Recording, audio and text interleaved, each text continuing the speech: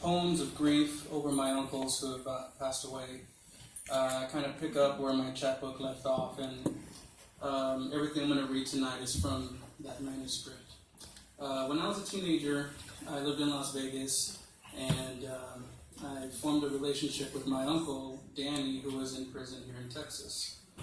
I think he had lost his sons to gangs and everything, and I was just alone, and we bonded with letters. You know, we would write to each other. It felt like weekly, and I was running to mailbox, and we would do this from when he started serving his time, and when I went as a freshman, and then when I graduated, he got out of jail. This is one of those letters, and I make no apologies for my uncle. 1996, a letter from Danny. ¿Qué pasó, Chente? How are you doing? All right, I hope. I received your letter Saturday, and it was always great hearing from you. I'm happy to hear you're going to Texas again on summer vacation. Hopefully someday I'll get mine. I was thinking about what you said concerning Dana and Jody. Don't worry about her not writing. Some people have a hard time writing, and others like me and you can express ourselves better in writing. Anyway, it doesn't mean they love us any less because they don't write. It's just part of who they are.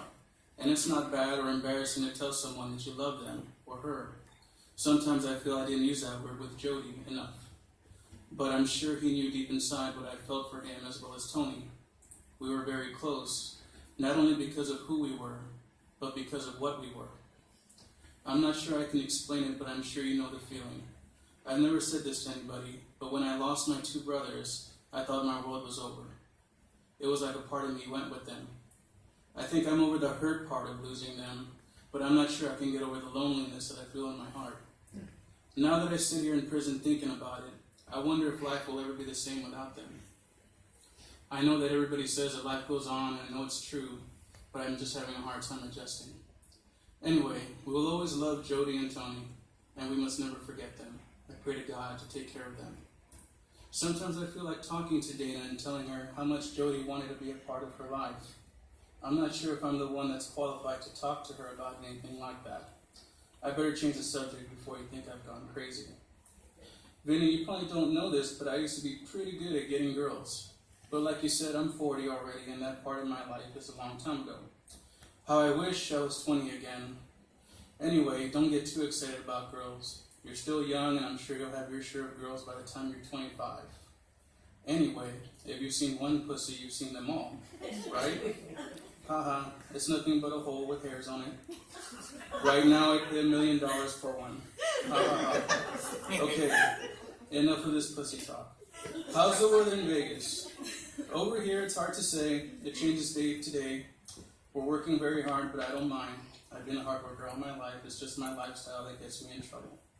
Well, Vinny, I have to go get my clothes now, so I guess I'll close this letter. Take care of yourself. I'll write again soon. May God bless you. Love your Uncle Danny.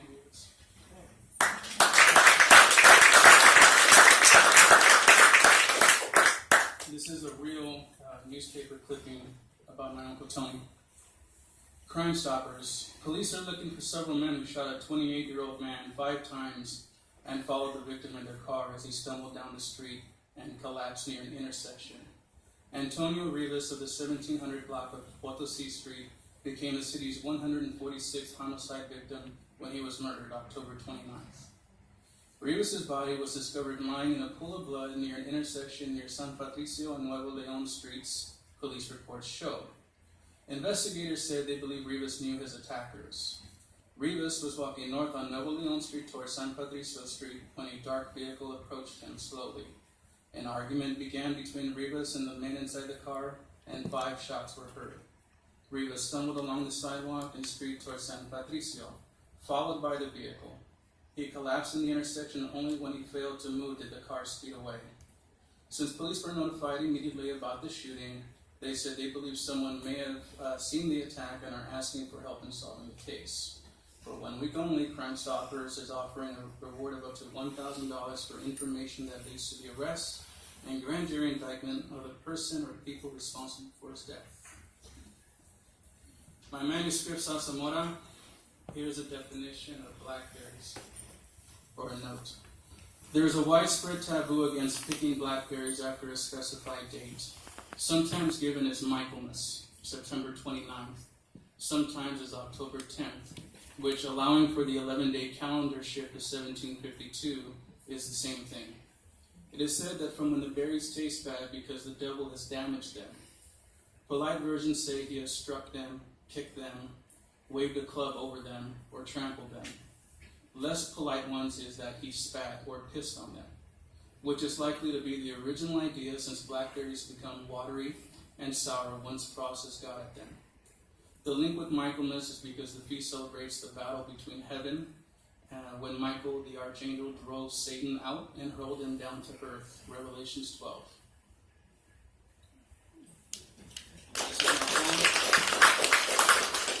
The Dream is Over, which is in Huizache 6. Thank you, Diana. Dr. Bertel.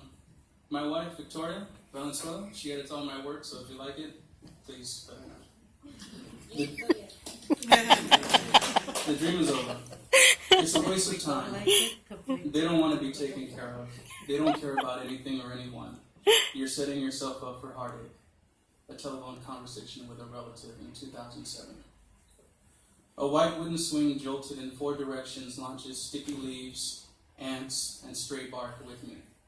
Holding the back of my neck on the ground, I'm looking up into a haze of 2 boys laughing, calling me a puto for crying. I struggle to breathe. They turn as I rise. I grab the handle of a red wagon and run toward the house for safety. I look over my left shoulder, wheezing. I know they won't catch me. They signal a warning. Vincent, stop. Please stop. I twist and fall, face first, then chest, then stomach, and knees into a nopal patch. The wagon daughters toward the house. Belon and Chato stand there as witness to my agony and split. Louis, my brother, comes out of the house signaling me to hurry to him. His face, Pink's innocent, wearing a black Iron Maiden t-shirt and fitted jeans. Arguing in Spanish, our grandparents sit in the car, losing their patience. Louis pulls me off the cactus bramble on the count of 3. I am stuck, needles sting from my thighs to my face. The cactus and I exchange flecks of skin and blood for pinpricks and needles. He rushes me toward the car. I scream a soundless note. Tears streak down in red and sweat. I sit in the backseat whimpering, mocoso all the way to San Antonio. We arrive at the house on Hidalgo Street. My tias take off my clothes and give evocative stares at my nakedness. The tweezers move quickly as they pluck my body. I'm looking out the window for escape. 2 cousins looking inside laugh at my exposed penis.